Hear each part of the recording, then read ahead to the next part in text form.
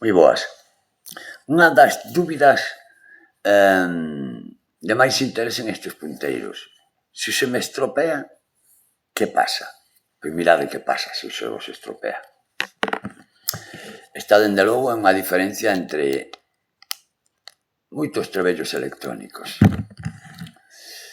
Vadela ver directamente. A ver, eu este punteiro atopeino, digo atopeino porque a vida é así, a vida trae-nos cousas que a veces nin sospeitamos que nos poden traer, non? A vida trae así cousas. Fai 5 anos, por medio de un amigo, un coñecido, amigos temos poucos, un coñecido, atopeino, non fun a buscar nada, atopeino, e empezamos a traballar. Cando atopamos este punteiro era moi primario, tiña 4 cousas, pero bueno, empezamos a meterlle notas, cousiñas e tal, e a verdad que fixemos un punteiriño moi interesante e curioso. E se vos fixades, aquí, mentras vou comentando, estou quitando 4 tornillos que ten o punteiro, porque claro, se é un punteiro destes non lle metemos tornillos, pois a hora de reparar, pois pode ser complicado, pero non. A ver, quero dicir con este tutorial que calquera pode desmontar un punteiro. Eu vos aconsellaría que non. Se desmontades este punteiro, podedes ter problemas, inda que sodes electrónicos. Que non ten nada que ver ser electrónico con un electrónico. Primeiro que debe saber que traballa con datos de corrientes, son datos. Bueno, pois aquí tamén hai uns datos que deberíamos saber. Pero en principio, como vedes, é moi fácil de despeluxar. Sin medo ningún, podemos cambiar calquer componente deste punteiro. Podemos preguntar, funciona este punteiro? Si, claro, este punteiro está novo, está perfectas condicións. Claro que funciona. Mirade, un dos problemas deste punteiro, ou de calquer trebello electrónico, é o USB de carga, que se pode fastidiar, vale? Pois, como vedes, unha placa electrónica que se pode cambiar sen ningún tipo de problema. Logo tamén podemos ver a batería. Vades ver tamén o tipo de batería que leva este punteiro. É dicir, está todo moi pensado. Pensei moito neste trebello para facer punteiro. Primeiro que fago, mira, vou no conectar e vades saber que funciona. O trebello, é dicir, non teño medo ningún a desmontalo. Vale? O punteiro funciona perfectamente. Pero agora vamos a empezar a desconectalo, porque vades a ver que é un punteiro que se pode reparar. Eu o podo reparar de forma moi doada.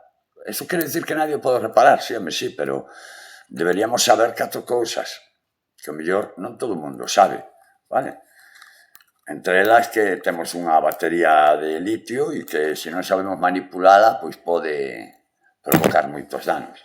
Vedes, xa teño a batería, xa podo cambiar tamén o micro USB, podo cambiar todo, vale? E se houbera moito problema, pois mirade.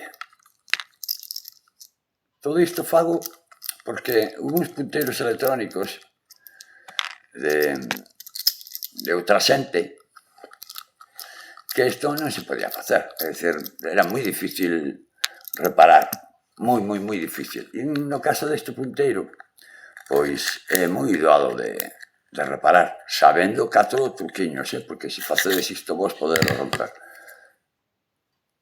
Aquí tendes o punteiro. É dicir, reparar este punteiro a min me é moi doado. É unha das diferencias que pode haber e que, bueno, pois xa fai 4 anos que está solventado. Podes estropear? Claro, é un problema. É unha lavadora, é un aparato electrónico. Calquer componente se pode estropear. Ahora, estropease con facilidade? Non llevemos que teña que estropearse con facilidade. O componente un pouco máis delicado é o micro USB de carga, que tamén o temos solucionado con un cargador magnético. Pero do resto, sabedes que en menos de 5 minutos, 4 minutos levo, desmontei. Podo cambiar calquer componente ou simplemente cambiar a placa inteira, devolverlo ao sitio, volver a pechar o punteiro e listo. Sin máis. Se vistes, tampouco son moi delicado, que digamos, e desmontei o punteiro pois sin problema ningún, sin miramientos, a bocajarro. E o punteiro veredes que deberá funcionar sin problema ningún. Vamos a apoiar a peliña por aquí.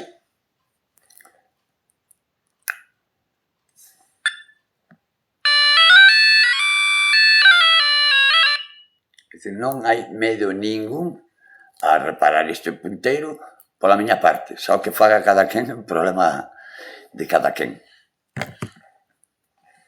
Vedes as tripas do punteiro Hachia? Veña, para quen lle sirva.